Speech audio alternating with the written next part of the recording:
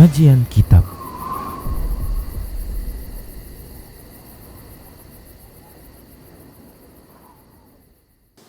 Bismillah, assalamualaikum warahmatullahi wabarakatuh.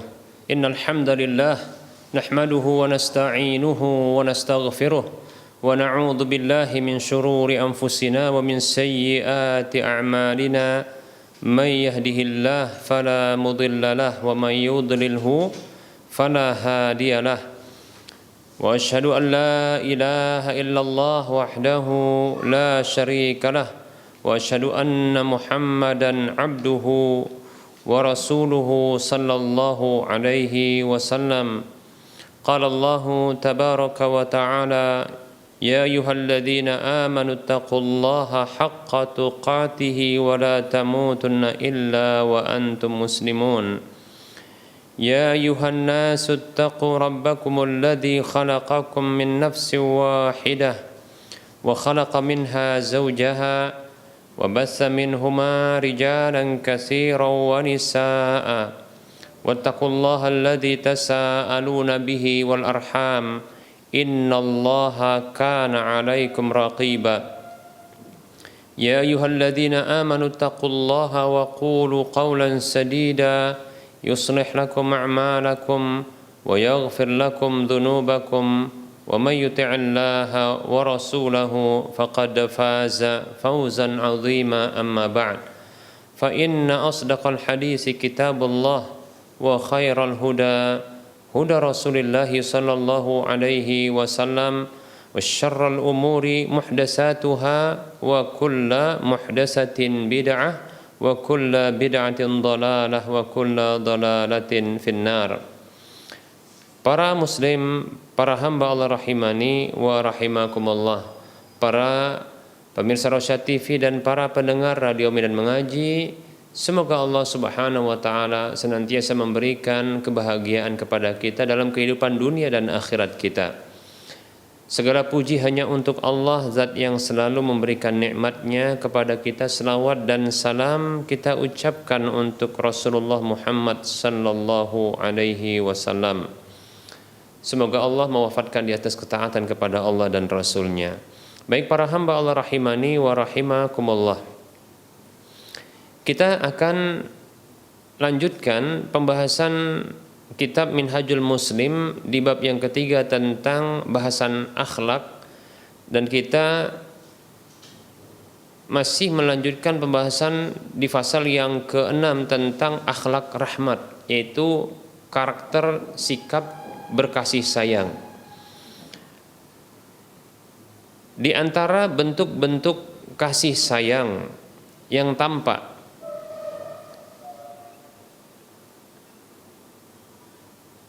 pada anggota badan kita adalah seperti berikut ini contohnya yang diteladankan oleh Nabi kita Muhammad sallallahu alaihi wasallam dalam hadis yang dikeluarkan oleh Al-Imam Al-Bukhari dalam kitab sahihnya di juz yang kedua di urutan hadis yang ke-105 dari sahabat Anas bin Malik radhiyallahu anhu. Qala, ia mengatakan, dakhalna ma'a Rasulillah sallallahu alaihi wasallam ala Abi Yusuf Al-Qayyin. Kami pernah masuk menemui Abu Yusuf Al-Qayyin bersama Rasulullah sallallahu alaihi wasallam.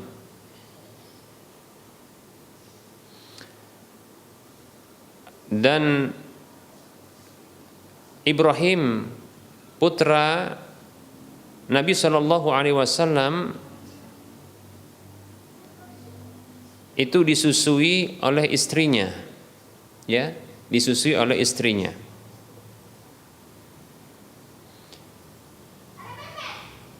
Fa akhadha Rasulullah sallallahu alaihi wasallam Ibrahima waladahu. Maka Rasulullah sallallahu alaihi wasallam mengambil Ibrahim anaknya anak beliau sallallahu alaihi wasallam wa qabbalahu wa syammahu, maka beliau mencium dengan bibir dan mencium dengan hidungnya, yaitu Rasulullah mencium ya dengan bibir Rasulullah disebut dengan takbil, dan ya mencium dengan hidung beliau disebut dengan asyam, ya demikian. Summa dakhalna alaihi ba'da dzalika, kemudian kami masuk menemuinya setelah itu. Wa Ibrahimu yajudu bi nafsihi, dan Ibrahim mulai ya dia menata diri, maksudnya adalah menata penampilannya. Faja'alat aina Rasulillahi sallallahu alaihi wasallam tadrifani, maka mulailah kedua air mata Rasulullah sallallahu alaihi wasallam mengalir. Faqala lahu Abdurrahman ibnu Aufin radhiyallahu anhu, lalu Abdurrahman bin Auf, semoga Allah meridhai darinya, itu berkata kepada Nabi sallallahu alaihi wasallam, wa anta ya Rasulullah, ternyata anda juga wahai Rasulullah, yaitu menangis, ternyata Rasulullah menangis. Faqala, maka Rasulullah sallallahu alaihi wasallam bersabda, ya bana Auf, wahai putra Auf, innahar rahmatu, sesungguhnya ini air mata ini itu bukti kasih sayang, demikian. Itu bukti kasih sayang, demikian. Summa qala, kemudian Rasulullah sallallahu alaihi wasallam bersabda,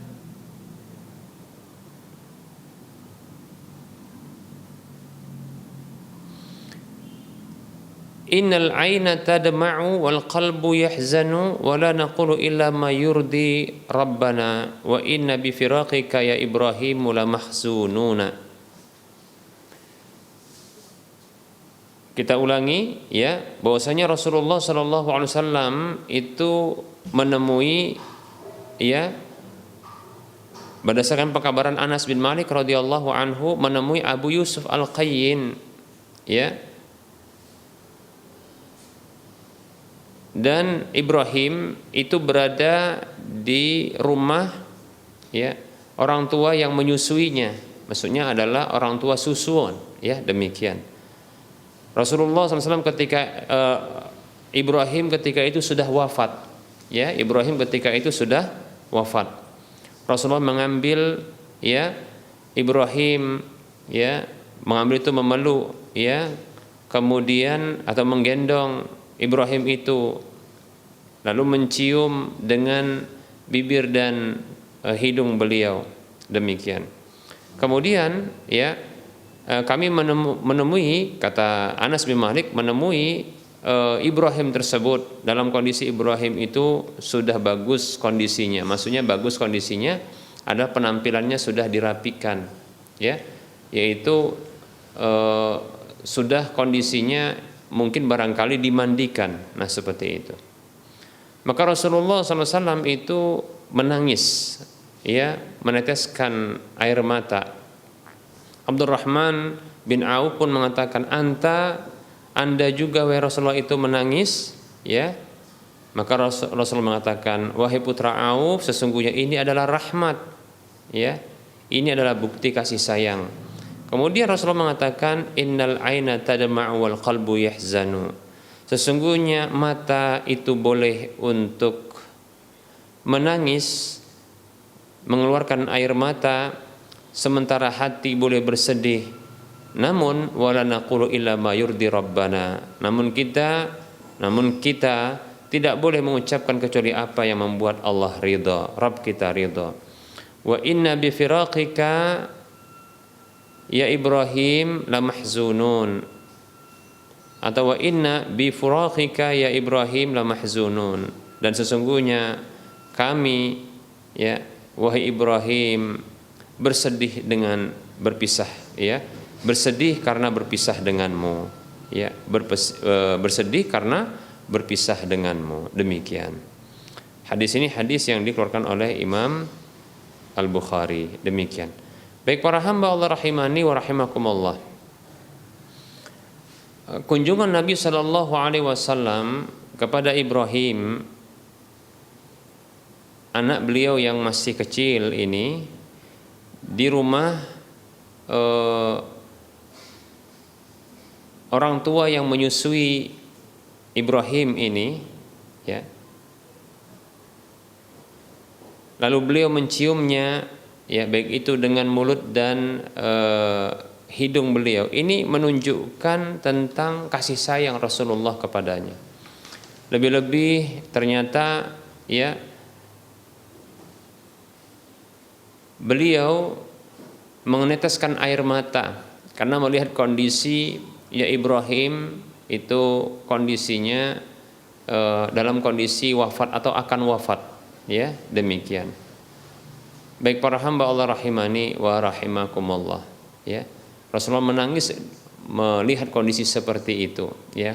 Kondisi, ya, berpisah dengan Ibrahim, demikian. Baik para hamba Allah rahimani wa rahimakumullah. Nah, ini menunjukkan adanya rahmat. Lebih-lebih Rasulullah mengatakan tatkala ditanya oleh Abdurrahman bin Auf, Anda juga menangis wahai Rasulullah?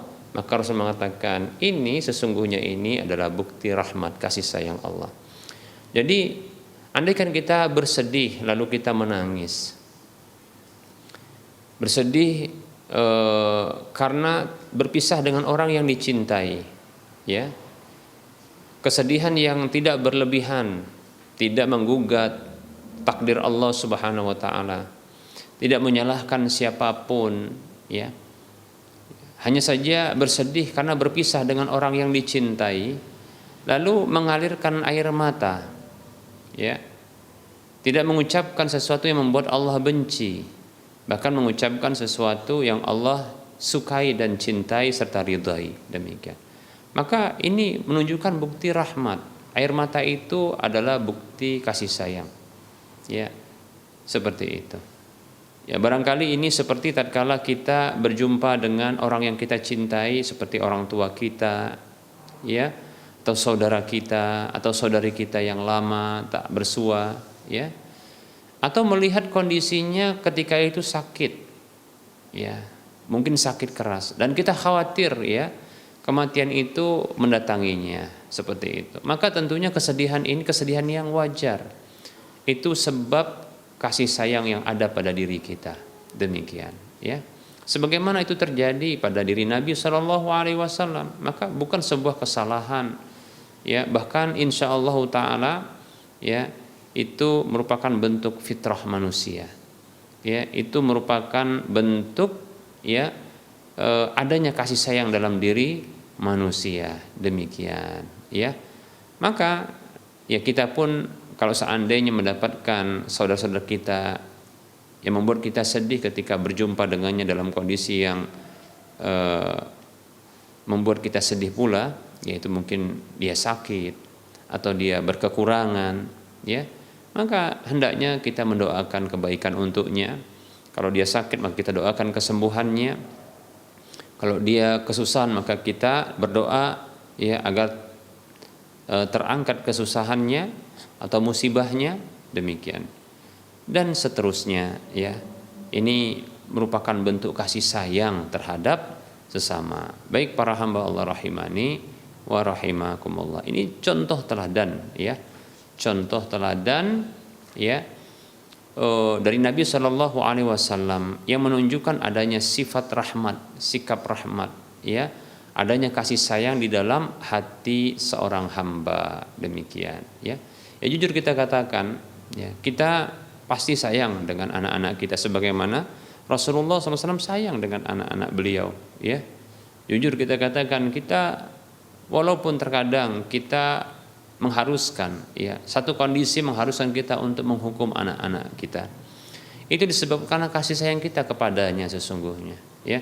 Tidak ada orang tua yang memiliki sifat rahmat kepada anaknya, melainkan pasti, ya, ketika dia menghukum pun itu atas dasar kasih sayang.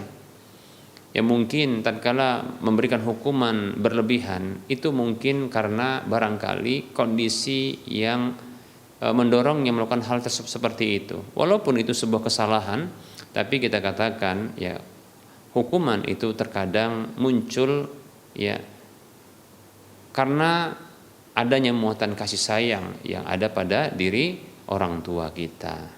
Ya, orang tua ya yang mereka menghukum anaknya karena sayang. Hanya saja mungkin ya sesuatu hal atau kondisi yang mendorongnya untuk ketika itu memberikan hukuman yang berlebih, kita katakan ya. Wallahu taala a'lam. Yang jelas ya, kita doakan anak-anak kita ya. Ini mudah-mudahan termasuk bentuk kasih sayang kita kepada mereka. Kita doakan anak-anak kita, ya kita doakan orang-orang yang kita cintai ya, seperti orang tua kita, anak-anak kita, bahkan diri kita sebelumnya ya, saudara-saudari kita, ya karib kerabat kita, ya kaum muslimin seluruhnya kita doakan ya agar mereka ini senantiasa dalam kebaikan, dalam kebahagiaan, dalam kenikmatan ya, dijauhkan dari keburukan ya.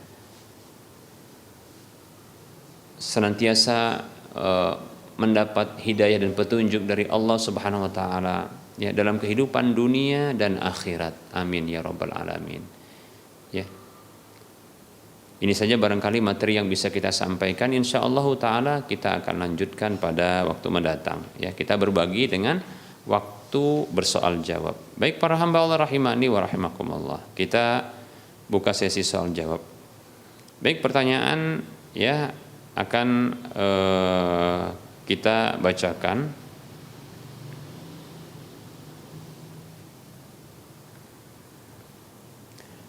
Ada pertanyaan, Assalamualaikum Ustadz, mau tanya, apabila perceraian terjadi, bila ingin rujuk kembali, apakah harus berakad dengan wali seperti pertama atau bisa diwakilkan dengan saksi keluarga lainnya? Sudah lewat masa iddah talak 1. Jadi pertanyaannya terkait dengan talak atau cerai yang baru terjadi 1 kali dan sudah lewat masa iddah, namun ingin kembali, rujuk kembali. Apakah harus ya menikah, berakad dengan wali seperti pertama sekali? Demikian. Baik ya.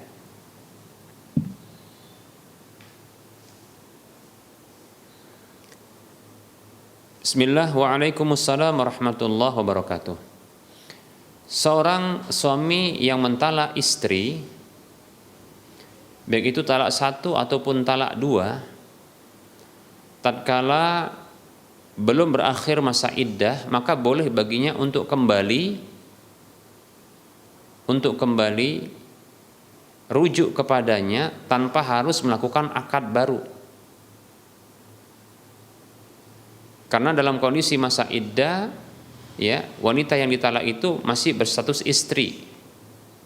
Maka untuk kembali ya, ini tidak perlu melakukan akad nikah baru, demikian. Berbeda halnya apabila telah berakhir masa iddah dari talak 1 maupun talak 2. Maka untuk kembali kepada wanita yang ditalaknya tersebut itu harus melakukan akad baru seperti pertama sekali menikah, karena sesungguhnya dengan berakhirnya masa iddah maka berakhir pula lah ya akad nikahnya, terputus akad nikahnya. Tak lagi sang laki-laki menjadi suami, tak lagi sang perempuan menjadi istri, demikian. Dan ini perkara yang disepakati oleh para ulama seluruhnya. Ya. Wajib ketika ingin kembali ya dipersyaratkan itu akad nikah baru tatkala sudah berakhir masa iddah dari talak 1 atau talak 2, demikian. Ya. Akad nikah baru yaitu akad nikah dengan wali ya, kemudian menghadirkan saksi, kemudian ya dengan adanya penyerahan mahar, demikian ya. Adapun mengiklankan yaitu dengan adanya walimah, maka ini ya itu boleh dilakukan ya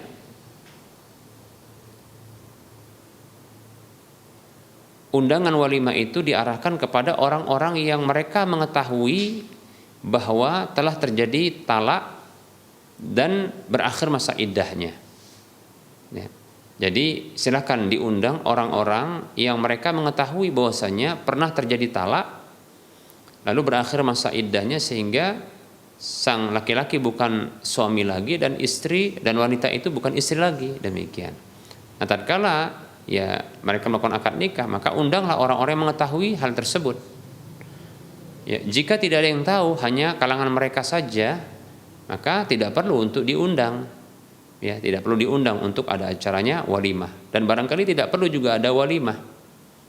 Ya, kalau seandainya tidak diketahui ya perceraian dan berakhirnya masa iddah tanpa dirujuk, demikian ya.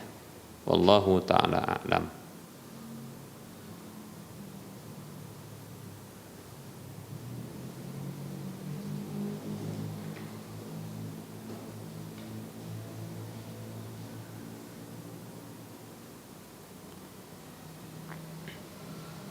Assalamualaikum warahmatullahi wabarakatuh. Afan Ustadz, ada pertanyaan, ada titipan pertanyaan. Kebijaksanaan perusahaan, jika ada karyawan yang berulang tahun, maka perusahaan memberikan hadiah tanpa ada acara, berupa uang yang harus dibelikan oleh karyawan tersebut dalam bentuk benda dan ditunjukkan kepada pihak perusahaan. Bagaimana sikap kita terhadap hal ini, Ustadz? Apakah boleh menerima pemberian tersebut, Ustadz? Mohon penjelasannya. Baik. Waalaikumsalam warahmatullahi wabarakatuh. Hadiah yang diberikan oleh pihak lain kepada kita tatkala di hari dan bulan yang sama dengan kelahiran kita, ya, maka ini tidak mengapa, karena yang melakukan ya acara atau kegiatan tersebut itu pihak lain, bukan kita ya. Adapun kita yang diberikan hadiah, maka insyaallah taala kita yang tidak melakukan perayaan ulang tahun tersebut, maka tidaklah terkena ya tindakan meniru kebiasaan orang kafir ya. Jadi hal ini bukanlah merupakan bentuk kesalahan, yaitu menerima hadiah di hari ya, dan di hari atau di waktu, di tanggal atau di bulan yang sama dengan kelahiran kita, demikian. Apa sebabnya kebolehannya? Pertama, bolehnya menerima hadiah secara umum. Yang kedua, ya, orang yang diberi hadiah tidak merayakan ulang tahunnya, demikian ya. Yang ketiga, tindakan itu bukanlah merupakan bentuk dukungan terhadap ya satu dosa pun. Wallahu ta'ala a'lam. Demikian ya.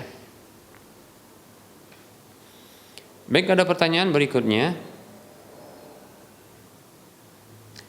Bismillah. Assalamualaikum Ustadz, mana yang lebih utama antara infak ke rumah Quran, masjid, atau langsung ke fakir miskin? Syukran wa jazakallahu khaira atas jawabannya Ustadz.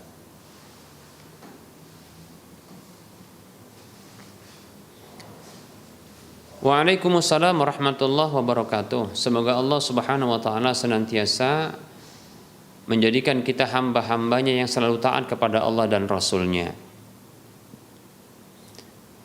Mana yang lebih utama antara infak ke rumah Quran atau ke masjid atau langsung ke fakir miskin? Ketahui masing-masing dari perbuatan ini, amal soleh ini memiliki keutamaan. Ya. Adapun terkait dengan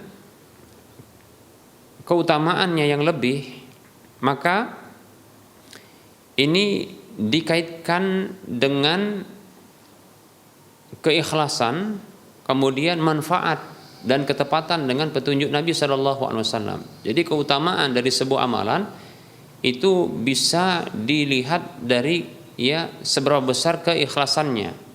Semakin ikhlas maka amal kecil pun bisa menjadi besar. Ya. Rubba amalin saghirin tu'azzimuhu an-niyah. Ya. Wa rubba amalin kabirin tusaghiru an-niyah. Begitu kata Abdullah bin Mubarak. Kama qala as-salaf, ya. Betapa banyak amalan yang kecil itu bisa besar oleh niat, dan betapa banyak amalan besar itu bisa menjadi kecil oleh niat, demikian. Nah, seperti itu. Jadi niat, ya. Niat ini mempengaruhi keafdalan. Kemudian yang kedua, ya, dari sisi manfaat, dilihat manfaatnya. Ya, dilihat manfaatnya.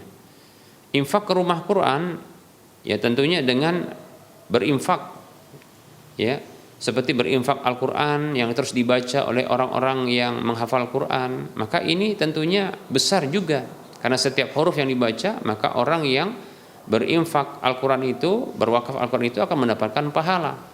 Begitu juga infak berupa makanan ke rumah Quran, ya, untuk orang-orang yang menghafal Quran, maka ini merupakan bentuk, ya, memberikan makan kepada orang-orang yang berusaha untuk bertakwa, demikian. Maka ini juga manfaat, ya, demikian. Ke masjid juga manfaat, tapi dilihat manfaatnya mana yang paling besar. Contoh, ya, ketika mungkin masjid ini, ya, ini tidak ada di sekitar wilayah tersebut masjid, ya, sementara rumah Quran barangkali sudah ada, masjid yang belum ada, sehingga sulit, ya, untuk melakukan ibadah sholat Jumat, harus keluar. Maka mengadakan masjid ketika itu di wilayah tersebut agar memudahkan orang-orang untuk beribadah sholat Jumat dan yang lainnya. Maka ini bisa jadi lebih besar pahalanya ketimbang hanya memberikan infak rumah Quran, begitu. Begitu juga contohnya ketika mungkin masjid sudah banyak, rumah Quran juga tercukupi, ternyata ada orang yang fakir miskin yang sulit makan ketika itu, bahkan barangkali, ya, ini yang membuatnya harus menahan sakit perutnya karena sering kelaparan, bahkan bisa jadi itu menghantarkan kepada kematiannya karena kelaparan itu. Lalu diberikan makan kepada orang-orang yang fakir miskin ini, bisa jadi itu lebih besar dari sisi manfaatnya, yaitu menyelamatkan nyawanya. Nah, begitu. Jadi terkadang, ya, ketika kita berinfak kepada fakir miskin, satu fakir miskin aja di beberapa waktu, maksudnya di waktu yang berbeda, itu bisa pahalanya berbeda. Contoh, kita mungkin di satu waktu kita memberikan infak kepadanya dengan infak katakanlah 20.000, ya, kepada seorang miskin. Bisa jadi berbeda ketika kita memberikan infak esok hari atau lusa. Kenapa? Karena bisa jadi ketika itu dia sangat membutuhkan. Nah, saat membutuhkan itulah bisa jadi pahalanya lebih besar. Kenapa? Karena ketika itu, ya, itu dia sangat membutuhkan. Padahal nominal yang diinfakkan itu sama, yaitu 20.000, demikian. Tapi dari sisi manfaat itu menjadi besar. Baik, ya. Wallahu ta'ala alam, saya pribadi sebenarnya tidak bisa menentukan, ya, mana yang lebih utama untuk dia diarahkan, mana yang lebih utama untuk bisa diinfakkan, arah infak itu apakah ke rumah Quran, ke masjid, atau ke fakir miskin.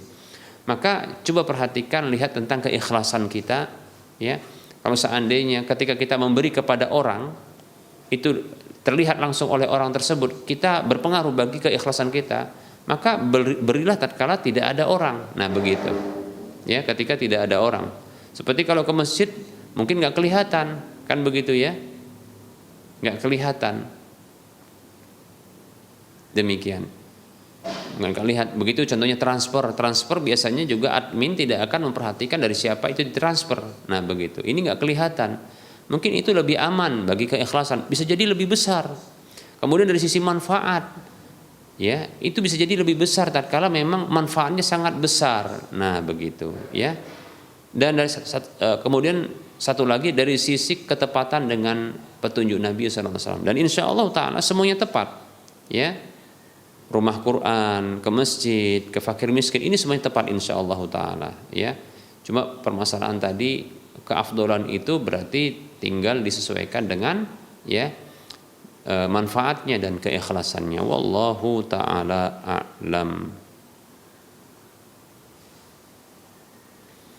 Baik, pertanyaan berikutnya. Assalamualaikum Ustaz, saya ingin bertanya, perempuan harus di rumah saja, akan tetapi bagaimana jika untuk seorang perempuan yang sudah tidak ada lagi suaminya meninggal dunia, bagaimana dia akan tetap di rumah saja sedangkan dia harus mengurus nafkah anaknya? Terima kasih. Wassalamualaikum warahmatullahi wabarakatuh. Waalaikumsalam warahmatullahi wabarakatuh. Allah Subhanahu wa taala berfirman, wa qarna fi buyutikunna. Ya, tetaplah kalian di rumah-rumah kalian. Ya, perintah Allah kepada para wanita. Ya. Namun jika memang dibutuhkan untuk keluar rumah, ya maka silahkan keluar, ya. Tapi keluarlah ya dengan izin wali yang mengayomi, dalam hal ini adalah orang tua, maka izin kepada orang tua untuk keluar. Nah, seperti itu. Karena sesungguhnya seseorang yang menjadi janda, baik itu karena dicerai ataupun karena meninggal dunia, maka yang berkewajiban untuk menafkahi bukanlah si janda, tapi adalah orang tua. Itu kembali kepada orang tua. Demikian. Kembali juga kalau tidak ada orang tua, kembali kepada ya kerabat-kerabat orang tua, seperti contohnya adalah orang tuanya orang tua, ya kakek bagi siapa si janda tersebut, atau paman si janda, demikian, atau saudara-saudara kandung si janda, itu yang berkewajiban untuk menafkahi ya janda tersebut, demikian, ya, atau anak-anak kandung laki-laki yang sudah dewasa yang sudah punya pekerjaan, maka ini wajib ya untuk menafkahi si janda tersebut, demikian. Nah, kalau terasa berat contohnya, ya terasa berat ya untuk beraktivitas di luar rumah, maka segera menikah, itu solusinya. Maka segera menikah. Ya, segera menikah agar ada yang menafkahinya, demikian. Kalau seandainya ingin terus setia bersama suaminya, tidak menikah lagi, ya agar bisa nanti ketemu di surga, maka wallahu ta'ala alam, tidak mengapa pula asalkan mampu bertahan. Nah, seperti itu. Kalaupun seandainya mengharuskan untuk keluar rumah mencari nafkah, tadi kita katakan pertama adalah izin kepada walinya, kemudian yang kedua adalah keluar rumah dengan menjaga adab-adab Islami bagi wanita ketika keluar rumah, seperti ya menutup auratnya, ya tidak membuka sebagian atau menutup sebagian, tidak transparan pakaiannya, tidak juga ketat, tidak juga berwangi-wangian dalam mencari nafkah tersebut, tidak berinteraksi dengan laki-laki dengan bersentuhan, ya begitu juga tidak berduaan dengan laki-laki dan berdesak-desakan, tidak berdesak-desakan dengan para laki-laki, demikian, ya. Kalau menempuh jarak safar, maka hendaklah bersama dengan mahramnya, demikian. Nah, seperti itu, ya. Wallahu ta'ala alam. Tapi tentunya pekerjaan yang dipilih adalah pekerjaan yang halal, ya. Ya, pekerjaannya adalah halal, ya. Zat yang didapatkan adalah halal, kemudian ya cara mendapatkannya juga halal. Wallahu ta'ala a'lam. Baik, para hamba Allah rahimani wa rahimakumullah. Barangkali ini saja materi yang bisa kita sampaikan. Begitu juga menjawab pertanyaan yang sudah sampai, yang sudah kita jawab tadi. Tentunya dalam penyampaian ini banyak kekurangan atau kesalahan dalam penyampaian.